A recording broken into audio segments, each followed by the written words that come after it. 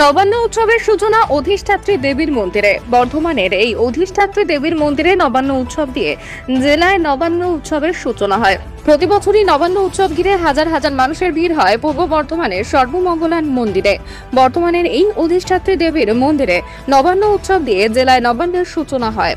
কাল ভোর থেকে মানুষের সমাগম হয়। যতদিন যাচ্ছে মায়ের মন্দিরে যতক্ষণ না পুজো হয় ততক্ষণ জেলার বিভিন্ন প্রান্তে নবান্ন উৎসব পালন করে না। সার্বিকভাবে নবান্ন উৎসবকে ঘিরে গ্রামে গ্রামে পুজো হয়। তবু এই দিনটা যতটা সম্ভব জেলার মানুষ চান একেবারে মায়ের দর্শন করতে।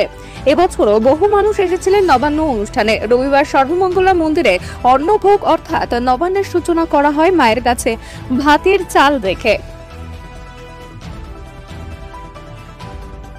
আজকে হচ্ছে নবান্ন, সর্বমঙ্গলা মায়ের নবান্ন। আমাদের সর্বমঙ্গলা মা হচ্ছেন রাঢ়বঙ্গের দেবী, তো তার জন্যে আজকে এই রাঢ়বঙ্গের নবান্নের সূচনা হচ্ছে। মাকে নতুন চাল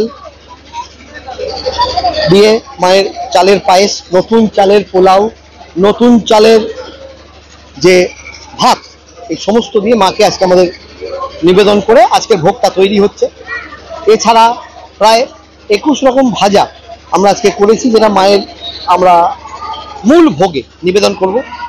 এছাড়া সারাদিন ধরেই আমাদের যে মায়ের মায়ের যে মুখের যে প্রসাদ আমরা চাল বাটা, গুঁড়ো, ফল, দুধ, ক্ষীর আর ফলমূল দিয়ে তৈরি করি, সেটা আমরা বিতরণ করে যাচ্ছি। সকাল থেকেই চলছে এটা, 12:30 অবধি আমাদের ভোগ দেওয়ার আগে অবধি আমরা দিতে থাকবো। এখন অবধি প্রায় 3500 মানুষ এই ভোগ আমাদের কাছ থেকে নিয়ে চলে গেছেন। এখনও যা রয়েছে আমরা দুপুর অবধি যারা ভোগ নিতে আসবেন তাদেরকে আমরা দেবো। আমাদেরকে এবছরে যে আমরা আয়োজন করেছি তাতে 1200 ভোগ আমরা এবছর বিতরণ করছি।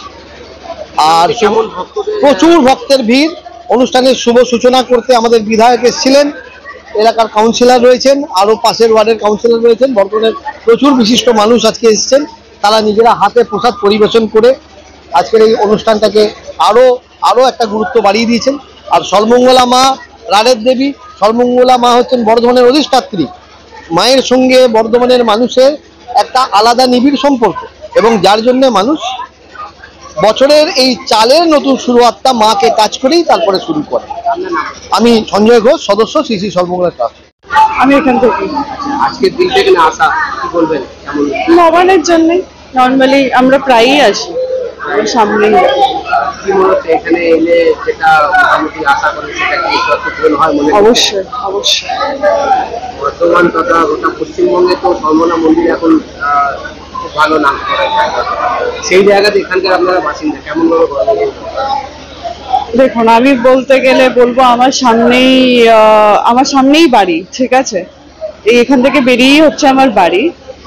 আর অনেক দূর দূর থেকে মানুষ আসে এখানে শুধু পুজো দেওয়ার জন্য।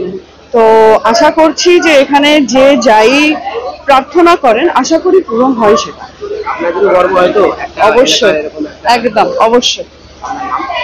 দেওরপিতা সাধু, বেগমপুর। আমি পুজো দিতেই এসেছি, আমার মনের ইচ্ছার জন্যই এসেছি আর কি, ভগবানকে জানাতে। আজকের দিন তো স্পেশাল একটা দিন একটা রয়েছে, হ্যাঁ, নবান্ন, যেটা আমাদের চাল সারা বছরই আমরা ব্যবহার করে খাই। আজকের দিনে মাকে প্রথম চাল চাপানো হয়, তারপরে আমরা সেই চাল ব্যবহার করি। কেমন লাগছে? কেমন ভাবে দেখছো? ভালো লাগছে, প্রথমবার দেখছি এখানে, প্রথমবার আসা, ভালো লাগছে। প্রথমবার? হ্যাঁ। এমনি নাম শুনেছো আগে? হ্যাঁ হ্যাঁ, নাম শুনেছি। কেমন ভাবে নাম শুনেছো? এমনি এই চারিদিক থেকে শুনেছি, ফোন টোন দেখে। তো আমার এখানে প্রথমবার আসার ইচ্ছা ছিল, আসতে পেরেছি, ভালো লাগছে। গোটা ভারতবর্ষে তো মোটামুটি সর্বমঙ্গলা মন্দির বা দক্ষিণেশ্বর মন্দির, তারাপীঠ, এসব মোটামুটি নাম করা। সেই জায়গা থেকে আজকে এখানে এসে মায়ের দর্শন করছে। হ্যাঁ, ভালো লাগছে, অনেক এক্সাইটেড। কি নাম তোমার? নিশা দে।